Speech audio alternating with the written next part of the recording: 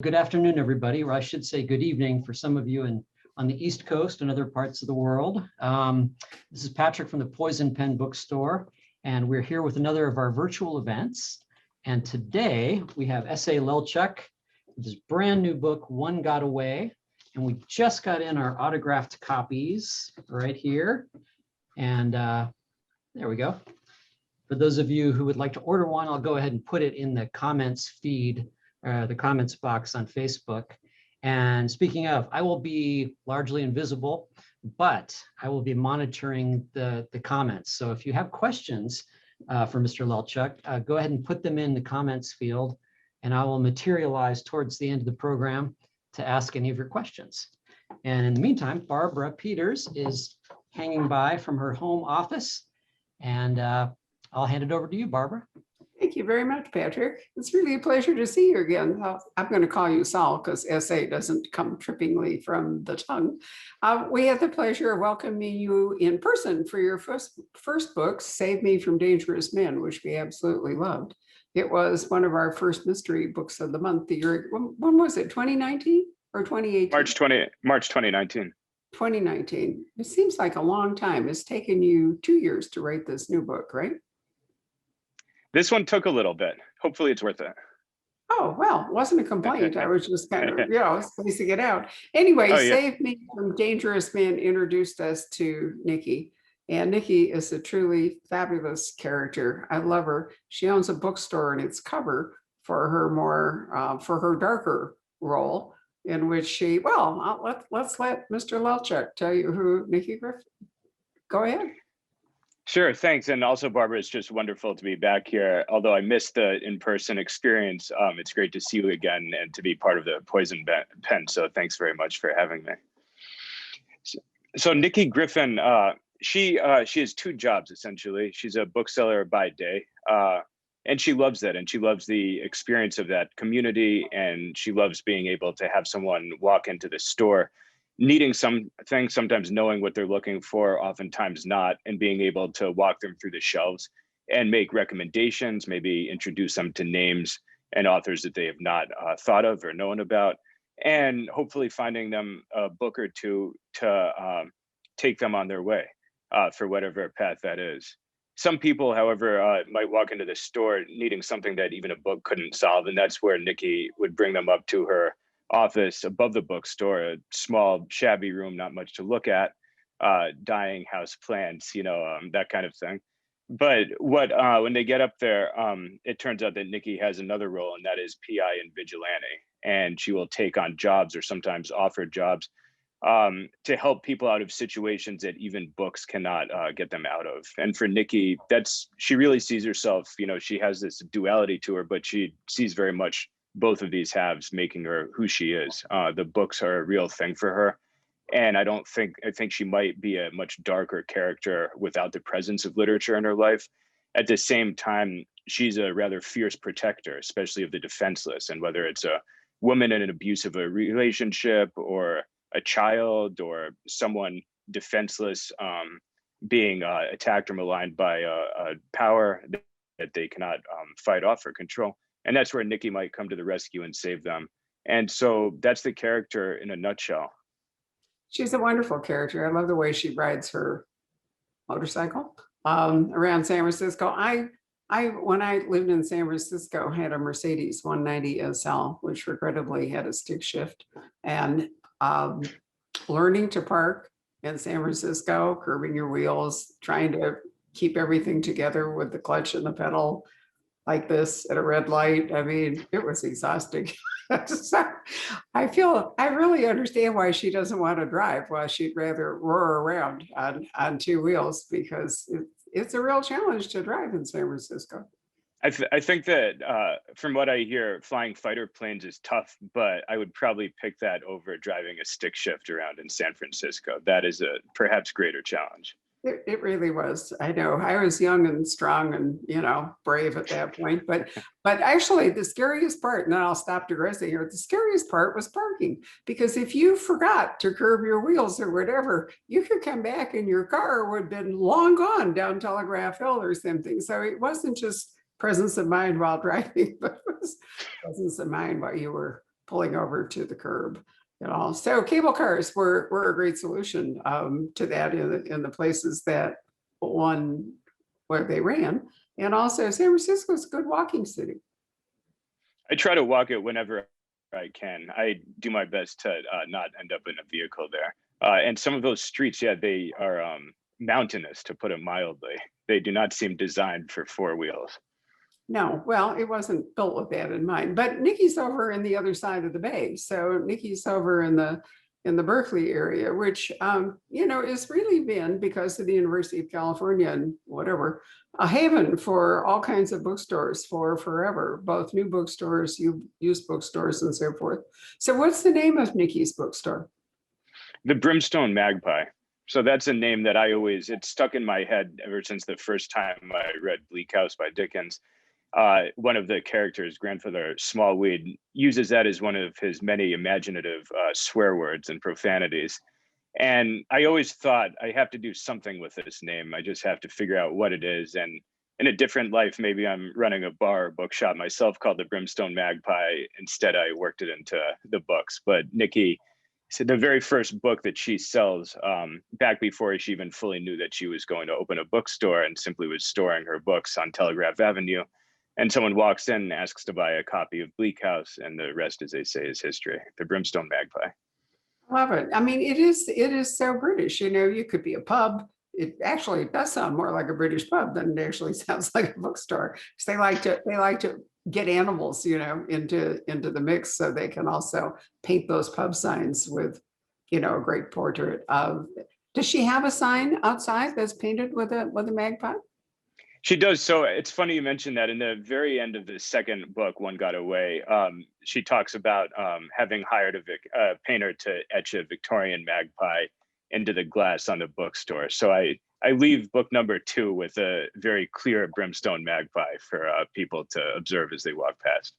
I love it. There's a wonderful scene. I mean, there's a fair amount of violence and other interesting stuff that happens in One Got Away, but there's also a lovely scene where Nikki is talking to a child in the bookstore. And I wondered, were the 2 books that the child ends up going away with favorites of yours? They were, absolutely. And those scenes, it's funny, but they take me a while to write because there's so many books in my mind jostling for attention. And as a child, there's so many. I don't think, for me personally, it's hard to imagine any book having the impact that some of those childhood favorites had for me. I mean, they stick in the mind and they fascinate at the time, and just like nothing else. And so for me, whenever I write a scene where someone's looking for a book, especially if they're younger, there's so many possibilities that it actually takes quite a bit of time to figure out what title is going to end up in this particular scene. And I try to think who is Nikki, and of course, who is the child, and maybe even what is Nikki's mood, or what could I be saying about her memories relating to this specific title. But it's fun. It takes a while. There's just so many amazing ones out there. Well, they really are. And you're right. Childhood reading experiences. I read somewhere, and it's probably true, that the music we hear, was it junior high school? I'm trying to remember. I think it might be junior. Anyways, the music we hear all the rest of our lives. And, it sticks in our heads. And that's certainly true for me. I can still do, On Blueberry Hill, a Chubby Checker, which is a big hit in the 1950s. But, I was in junior high in the early 50s. And it really does. It's hard to update that. And I think the books you read when you're young have a magical effect that, I grew up on the Oz books, for example. They seem old fashioned today, but that was my annual birthday and Christmas treat, was a new Oz book, which I read at an age so young, I had to keep asking my parents for vocabulary help. I must have been an absolute pain in the ass. Mom, what does this word mean? At least I tried.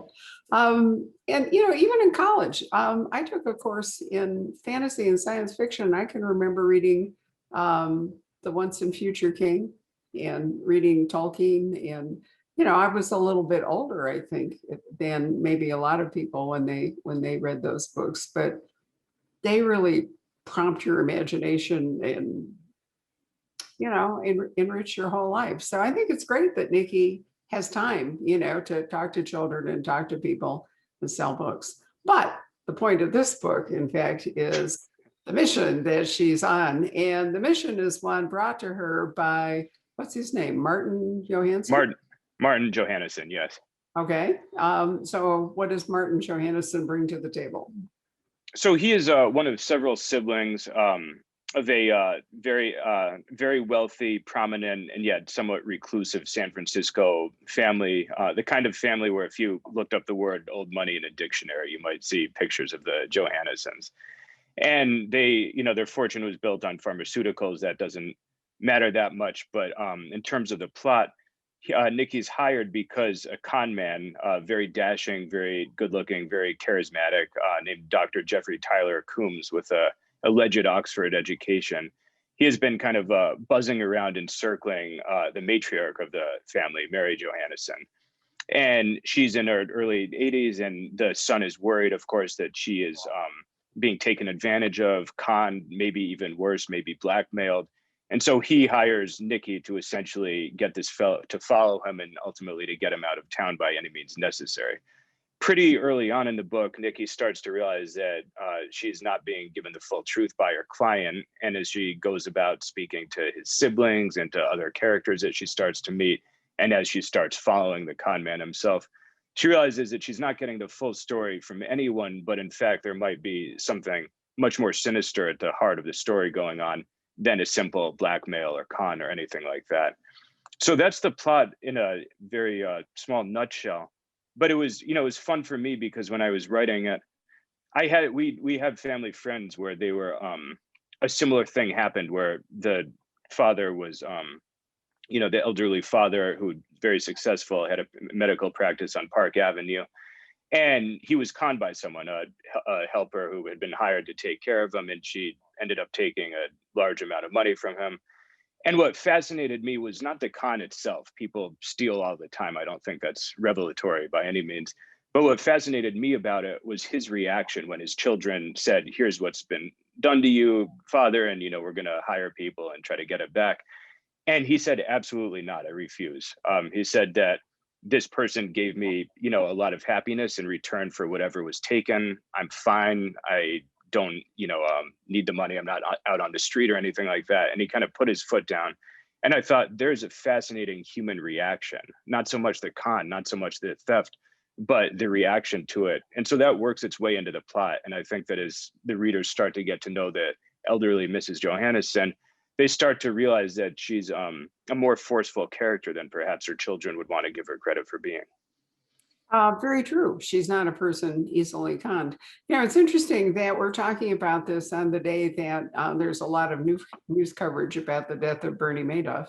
And I don't believe there were any of his clients who took the position that you've just mentioned. Because, for most people, for nearly anybody, to be conned out of money that matters to them would be a terrible thing to live through. It ruined a lot. He ruined many lives.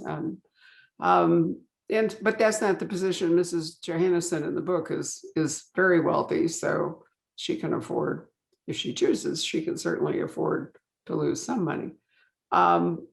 But all of that is a great setup. But what's really fun is what happens next. Without any spoilers on the plot, I would like to say that we get to go down the peninsula and we get to drive over to Monterey and Cypress Point. And these are scenes of my youth because I had a roommate at Stanford who lived in Monterey. And I spent a lot of time down there. It's beautiful. I'm trying to remember how old is the Monterey Aquarium? That's a great question. I was actually kayaking in its bay last week, so I should know this answer. I'm not even going to try to throw out a number that could be egregiously incorrect, but it's an amazing place. It's an incredible institution. Well, it really is, and I'm trying desperately to remember whether it was there all those years ago, whether it's newer. But in any case, yes, there's the bay, and there's the whole Steinbeck Cannery Row thing, which is now, of course, like one of those amusement piers in the UK. Okay. It really is. A long way from its poverty-stricken or working class roots for sure. But it's a gorgeous part of California, and Cypress Point is and the 7-mile drive, all of that 17-mile drive, I guess it is magnificent. Every year I watch the Pebble Beach golf tournament just, to enjoy the scenery and recall how beautiful it is. The wind has blown the cypress trees so that, they're all growing inward. They can't grow up because and it's an incredibly posh place. So Nikki follows our con man down there to discover that they're both checking into this astonishingly expensive and fabulous resort. So my question to you is that real, or did you just make that up and decide you would enjoy it vicariously? There are a couple resorts that this is a kind of loose composite of, but there's one or two especially that I've certainly driven past. I haven't even driven up because they have a gate and they are, as in the book, rather stern about security. I hope that one day in life things will work out. I'll win a Power Bucks or some such thing, and I will be able to check in for a night or two. Or I suppose end up on an expense account the way Nikki does. That's how she sets her foot in. But there are just some astonishingly beautiful places, and it is fun for me to get to use those locations and play with them and work them into a story. I suppose in some ways to be enjoyed by people like myself who might not otherwise be enjoying them. Well, it's not really that far from San Francisco. You come all the way down the peninsula, then you have to cut over to the coast.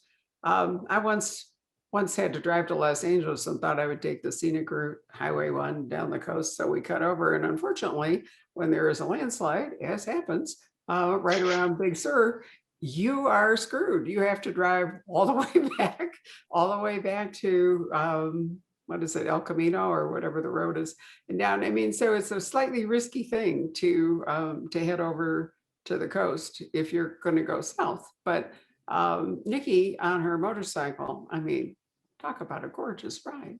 But it's only like 100, 120 miles below San Francisco. It's not, it's not a big deal. She can easily zip back and forth as she happens to do. And that's, it's interesting you mentioned that, because that was something I thought a lot about location. And when I was thinking about the type of setting, Monterey provided, I went through different locations in my head. I thought, Santa Barbara, could work, very well for that kind of feel. There's a few other places, along the coast, but I did want something, a quick enough drive so that Nikki could get back and forth if she has to, as she does once or twice. As far as landslides, no, I don't think anyone's getting down to Big Sur these days. There's another one this past winter, and there goes a chunk of the one right into the ocean. So that is certainly a common danger.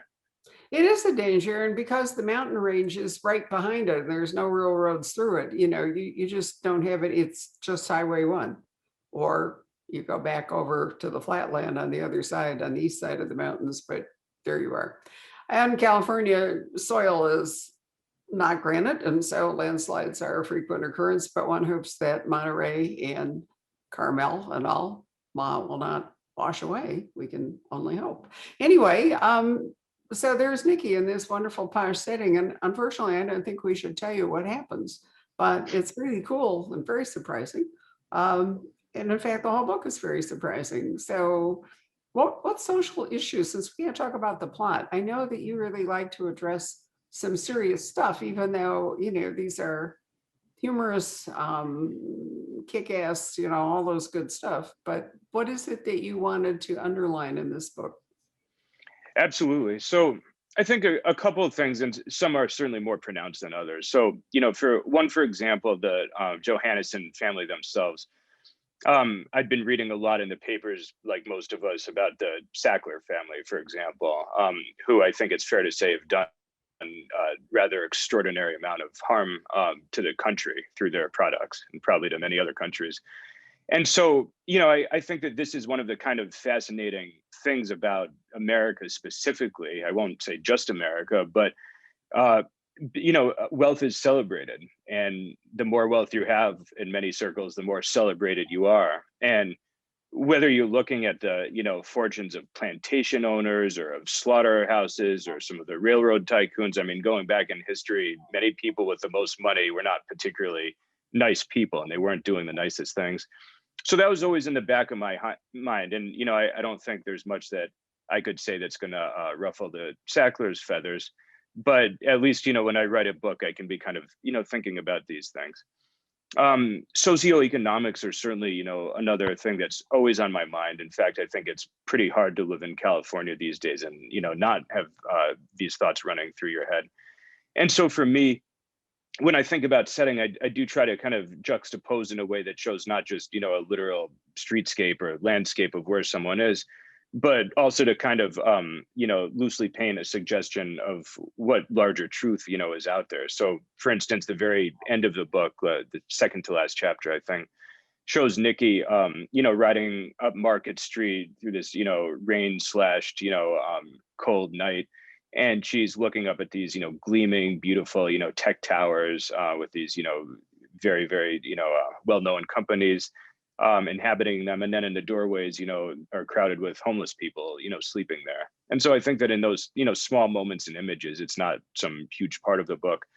But I do like to try to remind people that there are some issues that have not been figured out, to put it mildly, and are certainly worth being paid attention to. And again, I think you would have to have a pretty heavy, thick pair of blinders on to be unaware or indifferent to, some of these things if you do live in the state or if you travel through it or anything like that. A third thing that I'd say is also just I really kind of delight in the tradition that certainly goes back to iconic films such as Chinatown and some of the iconic characters like Marlowe and Spade and so forth, where they show that as bad as the seedy denizens of the late night bars and the pool halls and the cheap criminals who will stab you in the back for 10 cents, as bad as some of these people might be, they don't hold a candle to the kind of corruption that's up there on the penthouse levels. These are the people doing truly bad things with far-reaching effects. And so I think that's a kind of delightful lesson when you're writing, this genre, detective or crime fiction, to be able to kind of suggest that oftentimes it really does flow towards the top, and the people at the top, in their expensive clothes and in their, beautiful resorts and hotels and apartments, maybe they are the ones to keep a close eye on, because some of the things they're doing, although not in the front page of the papers all the time, might have a pretty far-reaching, effect on the worlds that they inhabit. So these are some of the issues kind of going through my mind as I worked on this book. Well, you're certainly living in an area or setting it in an area of remarkable contrast. San Francisco used to be mid-20th century, a very formal city. It had old families, old history. People wore gloves when they went out. The symphony was highly dressed. It was very much like Charleston or even maybe old Boston. And, the Vietnam War really changed San Francisco in remarkable ways. All of a sudden we got Haight-Ashbury and, a complete disruption of the older city. And then when Silicon Valley and all the tech, the whole peninsula from San Francisco down past Palo Alto, you go through Mountain View, all the rest of it, Menlo Park, Atherton, Palo Alto, Mountain View, all that money washed in and completely overturned, that new order. And it isn't just the money, but the values and the lifestyle, formality went out the door. And so much of the San Francisco that I first knew, I think, is gone forever. And it has exacerbated the Gulf. This is true in Seattle too. If you go to Seattle, there's a tremendous problem. And part of it is because they have benign climates. You can survive on the streets. You can't do it in Phoenix. You can't be a homeless person in Phoenix in July with a great survival rate. But San Diego, Los Angeles, San Francisco, certainly Seattle, which have relatively mild year-round climates, naturally attract homeless populations. Some of them migrate. And so what do you do about that? What do you do about sanitary facilities? What do you do about healthcare and all the rest of it? And it's a wild contrast when you look at both the old money and the new money. I don't know how it is down the peninsula. Is it your experience that there are as many homeless people and so forth in, let's say, Menlo Park? Certainly not in Atherton, because Atherton is like all the states, but going down towards Menlo Park, Redwood City, maybe Palo Alto, do you see a lot of that? I don't find it comparable to what you might find in San Francisco or, East Bay. And when you go to, if you drive around the heart of Silicon Valley, San Jose certainly has a significant homeless situation, I should say that. But if you go through some of these towns, like the ones you mentioned, or Cupertino, for example, next door to Apple headquarters, it's fairly invisible, and one I don't think would notice the same things if they were driving through it. Interesting. Well, as I say, it's been a while since I visited. I used to have a brother-in-law who lived on a houseboat in Sausalito. So, that's a dream, right? That's a dream right there. Yeah, you just go out over the Golden Gate Bridge, and yet, that old fishing village, and it was an old fishing village, has also been dramatically transformed. Some of the best views of San Francisco, in fact, come from some of the restaurants in Sausalito. If you look back, and if you're lucky, the fog, it can blow in through the Golden Gate as though you were pushing whipped cream through a funnel. You can be sitting there, and it's this gorgeous view, and then all of a sudden it's like all this white stuff comes, and the climate contrasts, I think, are glorious and fun to explore. And it's interesting you mentioned Chandler, because I've actually compared your new book to The Big Sleep in some respects. Unfortunately, it'll be a complete spoiler if I discuss why, but I'm flattered at the comparison, so thank you. I think it's a valid one. I thought about it quite seriously when I was reading it. I have to say that you really deliver surprises with this plot. I was not prepared to go where it went, which is great. I mean, that's a huge amount of fun of reading it. So I didn't think The Big Sleep at the outset, but I definitely started thinking about The Big Sleep later. So what is it in Nikki's background that has made her a person whose secret, I think a quote here, her secret mission, born of revenge and trauma, is to do everything she can to get women out of dangerous situations and punish the men responsible? What happened in Nikki's life that gave her this drive? So Nikki, up till 6th grade, was living a fairly normal life up in a little beach town, Bolinas, which, talking about changing landscapes and changing towns, Bolinas is certainly up there as well. But she was fairly normal until 6th grade, and then this terrible crime occurs to her, that's done to her family, a fairly random crime, and one that kind of erases her childhood and erases her family, and puts her essentially not on the streets, but in a series of homes. And so she has a younger brother, and as she gets older, I think one of the anchors, one of the real lifelines for her is taking care of him, because he is not as strong mentally, I think it would be fair to say, as Nikki.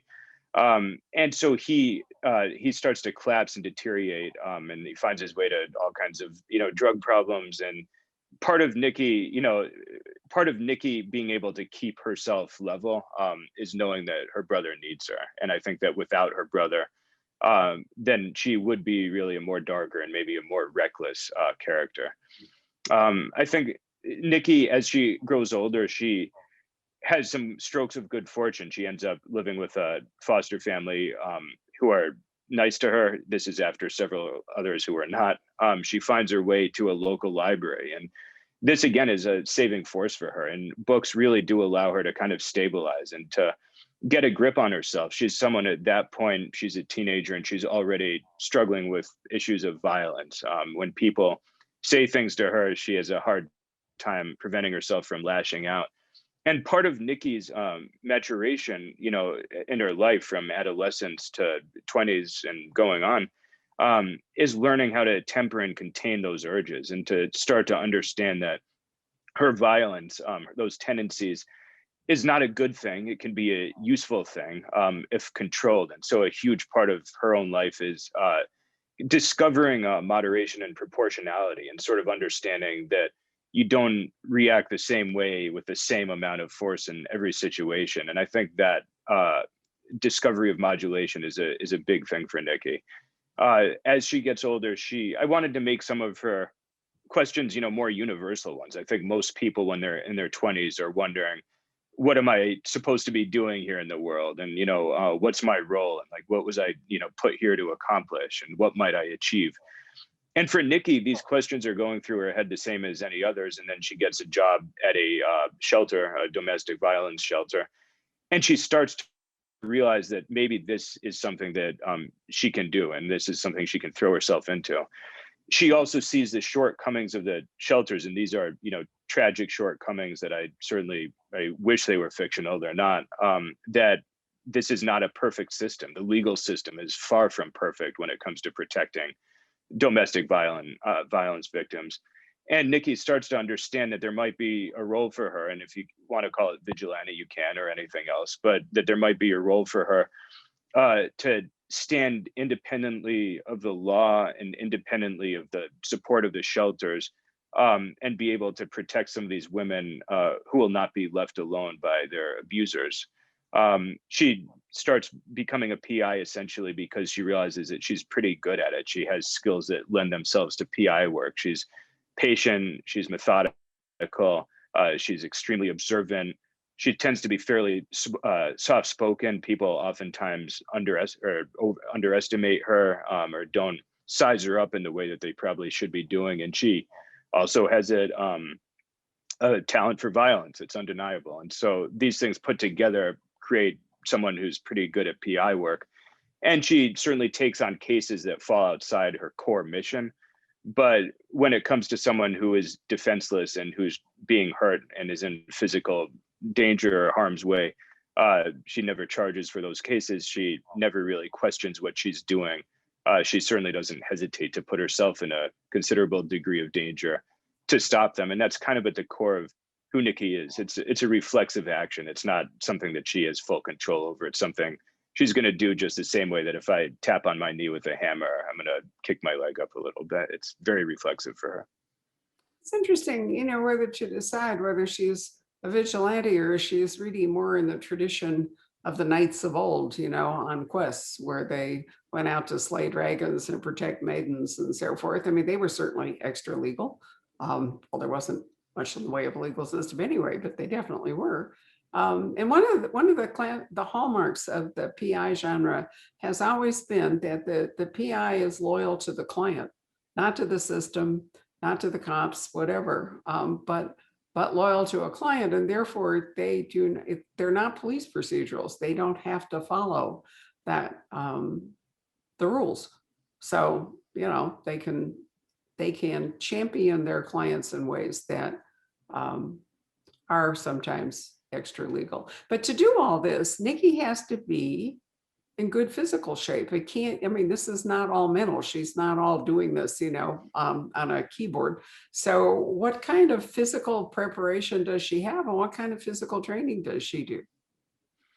That's so along with books, another thing that Nikki was introduced to by this foster family was the boxing gym. And so she started going there when she was a young teenager, a freshman in high school, and found herself pretty good at it pretty early on, and also realized that this was a sport. And I'm a boxing fan, and it certainly is a sport that not only calls for moderation of aggression, but in fact demands it. The best boxers are not the strongest, they're not the most aggressive, they're certainly not the most bloodthirsty. They're people who are able to control whatever emotions are going on and funnel them into specific physical gestures and actions. And so I thought Nikki was a good candidate for that particular sport.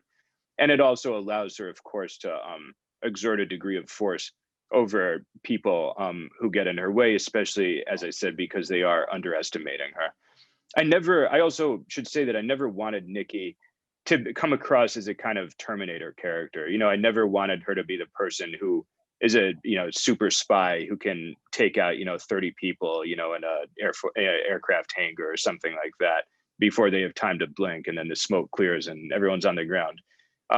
I love some of those books and characters, but it wasn't what I wanted to do, and it wasn't what I saw for Nikki.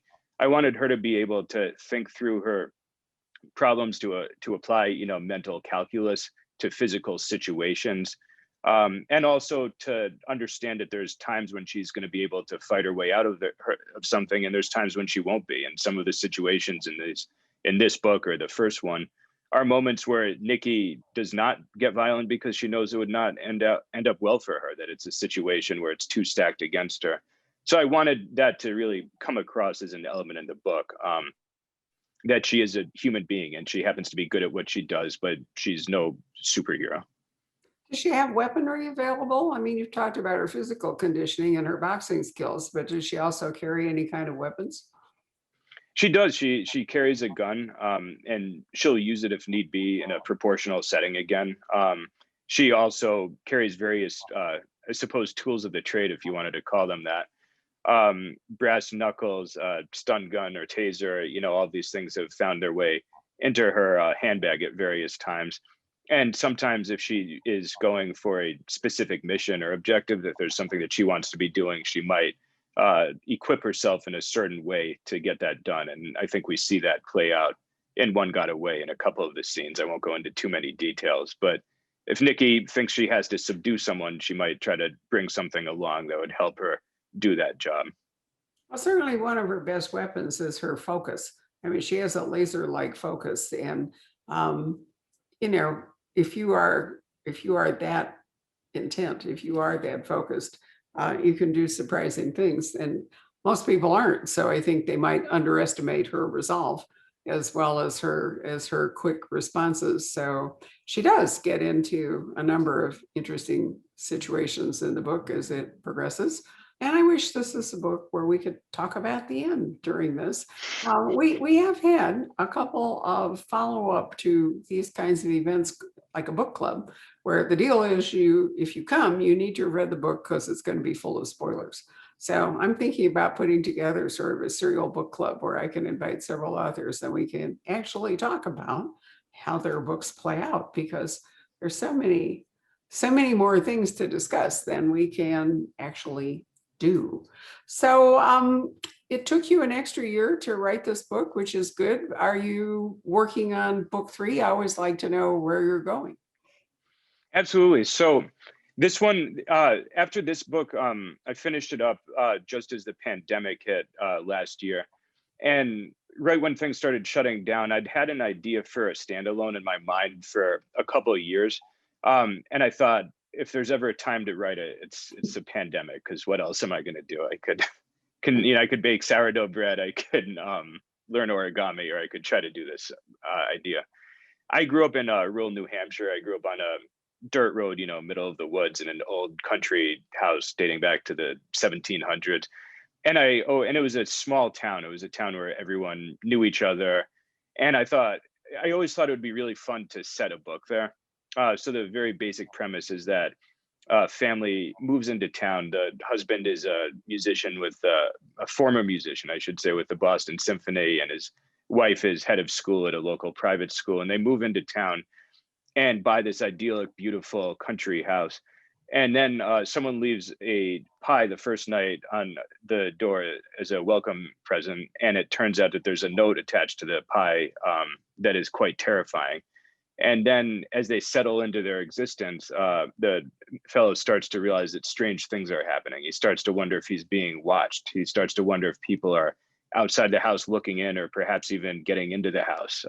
And he starts to wonder what they want with his family. But we also start to realize that there are cracks in his own narrative, and that there's history that he's not telling us about in his own life.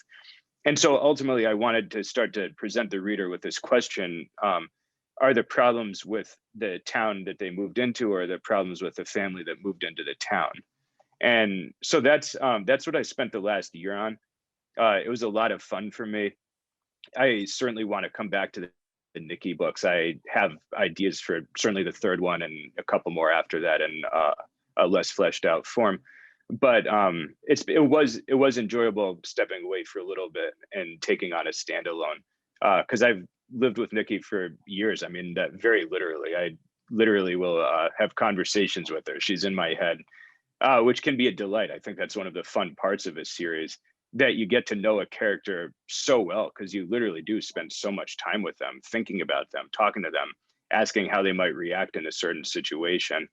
So it's kind of amazing the force that character can start to exert on your own consciousness, hour by hour. Well, playing with imaginary friends, right? You've just extended childhood. See how it Exactly. goes, right? So let me ask you before we call Patrick back up from the deep, what inspired you to become a writer? I mean, it's obviously something you have thought about seriously, but what kind of either preparation or inspiration set you on this path? So it was something I wanted to do from literally before I could write. I mean, literally before I knew how to write, I would dictate stories, and my mother was kind enough to transpose them into paper form. I was also lucky. I grew up in a family of writers. My father, Alan Lelchuk, and my mother, Barbara Krieger, both authors. And our house, when I was a kid, was oftentimes full of writers and literary conversation. And I was held by, Saul Bellow as a kid. He'd come be there for dinner. Philip Roth would be spending the weekend, things like that. So, I got an exposure that I consider myself just, extremely fortunate to have had. But I always wanted to be doing it, and I think that childhood exposure only takes you so far, I believe. And the urge never really wavered, and as I got older, I was, writing and experimenting in different forms, but it was always a preoccupation of mine. I remember I did the very classic, unoriginal move of moving to New York after college, and I was, waiting tables at a French bistro by night, and I was, working on a manuscript during the day, and there was never anything else that I really wanted to be doing, and I always looked at my life as almost a kind of zero-sum game where I felt I'm never going to be fully content and satisfied unless I get to write books. It's the only vocation that I can imagine that I would truly want to be doing forever, as close as I can get to forever, at least. And so for me, that never really went away. And I was really blessed to have the character of Nikki find its way to my agency and my, publisher. And, I'm not looking back on that. It was, it was certainly so much luck and, also a lot of, I would like to say, determination. Well, determination and perspiration are part of the writer's toolkit. It's not all inspiration by a whole lot. Patrick, let's call you up and see if there are any questions that have arisen or anything you'd like to ask Saul yourself. Hi there. Yeah, let's see here. Well, for one thing, I wanted to ask you about this wonderful, is it epigraph? Is that the right, or yeah, a good man can be stupid and still be good, but a bad man must have brains. What a great quote.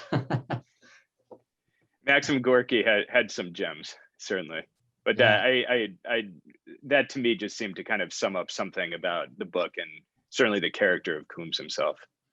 Right. I also like in here that there's a great scene where she describes what it is she actually does, and she mentions that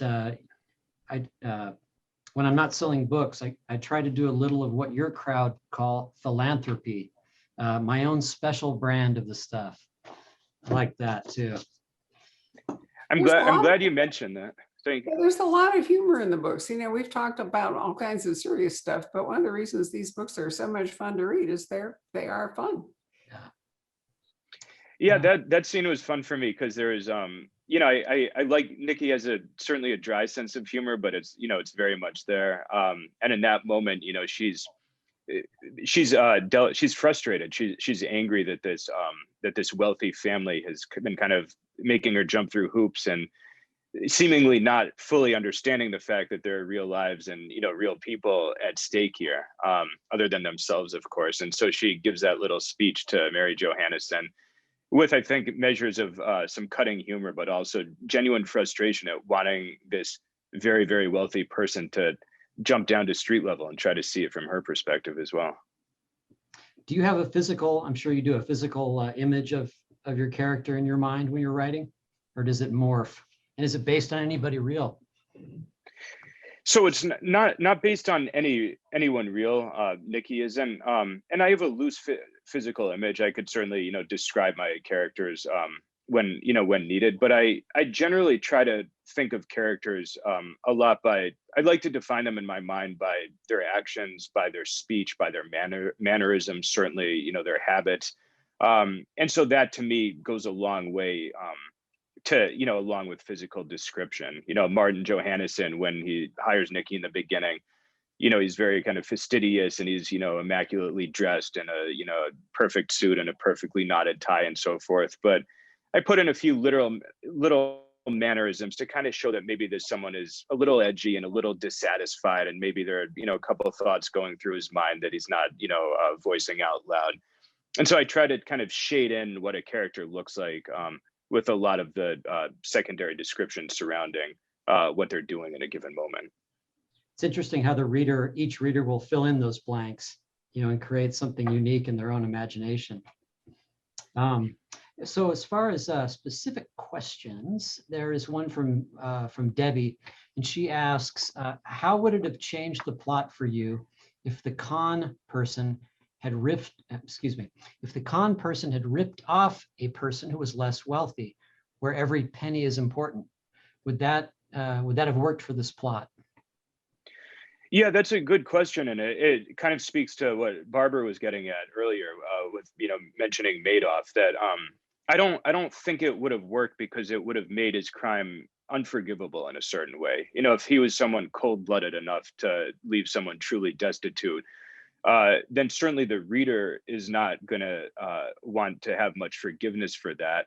And I don't think Nikki would either. And part of the book, I'm not giving this away to say that a lot of the story within this is the feeling out between Nikki and Coombs, and the identifying of each one in the other, that there's some kind of kinship. These are two people who live outside the law, albeit in very different ways. And so this, the relationship that they begin to have together and the knowledge they begin to form of each other is a real part of the story. And yeah, I think that if Coombs had done something as egregious as, rendering someone, insolvent or something like that, it would have been a lot harder to feel empathy for him. And empathy is something that I would hope that readers would feel a little bit for this character as they go along and realize that this very slippery, charismatic weasel of a man is not all bad. He's certainly not all good and doesn't claim to be, but bad comes in gradations in this book. There are some people who are pretty rotten to the core, and I'll leave it to the reader to find out and to determine and make the decision whether Coombs is one of them. But I think when you're writing a story and you're asking yourself, what kind of empathy am I going to feel for someone, and is someone else going to feel for a character? There are certain actions that are going to render them pretty unlikable, and it's going to be pretty hard to change that, I think. So I think it would have been a very different book. I think it would have been a very different book too. I mean, your palette is very gray in this book, shades of gray, rather than black and white. And if somebody is truly injured, truly rendered destitute or homeless or divorced or whatever it might come from, that was the tragedy of Bernie Madoff, is that he actually ruined lives. Wasn't that people who could afford, many of them, the loss, not just people, but institutions, who'd invested with him. So that kind of harm was remarkable. I was somewhat cynical about the comments in today's journal about, how he lived a life of regret in prison and all. And I have some trouble buying that. I don't think he did regret it. I agree, and he certainly didn't come clean, except after the fact. There was nothing really that showed remorse up until he got caught. So I would agree with that. Right, and it was a great tragedies for his family. I mean, both of his sons, one died from cancer and the other committed suicide. I mean, it was a tragedy visited on his family, in addition to all of the victims of, and there was there are a lot of issues. There was terrible oversight, and many people should have been suspicious earlier than they were. So there was a ton of contributing factors to the entire mess. But I don't see him as a figure who was remorseful, other than he got caught. I would agree with that. So anyway, Patrick, back to, we wandered off twice now. Okay, no. Timing's That's a fun everything. part of these I conversations. know, but you know, timing's everything. Today's news does tend to factor into, you know, to discussions. And if you're going to talk for an hour and you can only talk about a book for 10 minutes, really, without beginning to give spoilers, it's surprising the range of topics that you end up covering. Patrick and I have been talking about that. Patrick really enjoys the way the conversations develop. And sometimes you think, Patrick, that they're different than they would be if we were with a live audience, don't you? They often are, yeah. Yeah, and that the whole business of Madoff is really interesting because, you know, at some point, you know, either he's just an, you know, out and out sociopath, which doesn't sound like, but at some point you know, somebody like that starts to sell themselves a story that makes it okay to keep doing what they're doing, you know, and you're able to create these elaborate rationalizations for what you're doing. Fascinating, yeah. Let's see. Okay, so Chris asks, looks like it's a she. There is such a great cast of supporting characters in One Got Away, including a precocious, aspiring detective, Mason. In your opinion, what makes a good side character? Good or evil, young or old? What are some of their key attributes? Yeah, that's a great question, and I'm glad that Chris enjoyed the secondary cast, as it were. I think for me, when I write side characters, it's very hard for me to see how they're going to turn out until they get some screen time. You know, and I really do use the analogy of you know, television, where you shoot the pilot and you have all these, you know, actors and actresses in the roles. And, you know, the writer's room is deciding in sort of real time as they continue shooting the season, who of these people are kind of really breaking out and almost demanding that extra few minutes of screen time, and who maybe should be killed off early, so to speak. So I think I really do, I view fiction like that, that you write certain characters and you realize that they're only going to give you so much, and that's fine. They can play a pretty specific, targeted, limited role, but they're not really crying out for that extra time. And then you'll write other characters, and to my mind, for example, Buster the mechanic, you know, falls into this category, or Ethan, Nikki's boyfriend, and you start to realize that whether it's the rapport or whether it's the, you know, strength of the character or what they're allowing you to do in the story, but these are people who are clamoring pretty aggressively for more time on the page. And so for me, whether it's a 6'5" auto shop mechanic with a rather terrifying temper, or a very sweet little boy who's found himself caught in a pretty unpleasant situation, a lot of it is really just trying things out, giving them their chance, giving them their kind of audition, so to speak, on the page. And then as you write the scene, starting to think, you know, how much legs does this person have, you know, and how far can I take them into the story? And I think to me, the best part about writing is you don't always get to make that decision. Sometimes they really will exert a voice in that and make that almost demand for, you know, for more time. So that can be a lot of fun because you see some people created who end up going in different directions and doing much more than you might have initially wanted to give them credit for in your own mind. Love it. Character triage. I hadn't really thought about that, but it makes a certain amount of sense. I didn't even mention the little boy who's an absolute charmer in this book, and you'll be interested in reading about him and how he progresses. But I'm glad you brought up Ethan, because I also did not ask you whether Nikki had any kind of personal, you know, romantic relationship, and I really like Ethan a lot.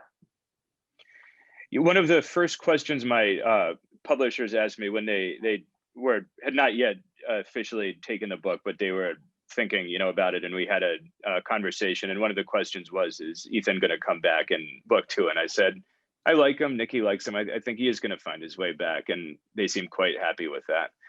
So I wanted, and this, for me, I didn't want Nikki to be, there's so many stereotypes of quote unquote tough women out there, right? They're cold-blooded, and, you know, it doesn't matter if they're, you know, in a boardroom or, you know, doing detective work or anything else, but there's so many god-awful stereotypes that are out there about if a woman is tough, then she has to suddenly trade all of her emotional sensitivity and everything else to get that toughness and hold on to it. to me, when I wrote the character of Nikki, I completely wanted to go in the opposite direction. I wanted her to be tough, but I also wanted her to have emotional vulnerability. She sheds tears in the book sometimes. She has people where she becomes frantic out of, worry about them. I mean, she has anxieties. And part of that was I wanted her, she wants I shouldn't say what I want, I should say what she wants. She wanted a relationship. She is worried by the thought that her more, page-worthy tendencies might drive away any potential partner. And that's a great concern of hers, from the very beginning of the first book, because she knows that she is not always the easiest partner to have, given some of her reactions. And so Ethan comes along, and in the first book, he's a Berkeley grad student, just earning his PhD. And in the second book, I'm happy to find them still together. And he's now got an assistant professorship at Berkeley and is teaching English, and he's delighted about it. And I have so much fun with their scenes. I like their rapport. I like the effect that Ethan has on Nikki. I like the fact that the relationship challenges her to open up a little bit. She's naturally fairly reclusive, maybe even a little secretive when it comes to her work, sometimes for good reason. And I really wanted this relationship to be a bit of an oyster knife there, challenging her to reveal and show a bit more of herself than she might feel comfortable doing. And I think it has a pretty good effect on her. One of the very lesser subplots of the book is that Ethan feels that it's a good time for them to move in together. They've been together a year. And Nikki naturally is resistant to this because she is certainly someone who values her privacy and independence. And so I had a lot of fun playing with that, because I think we've probably all been there in some fashion, making some, equivalent decision.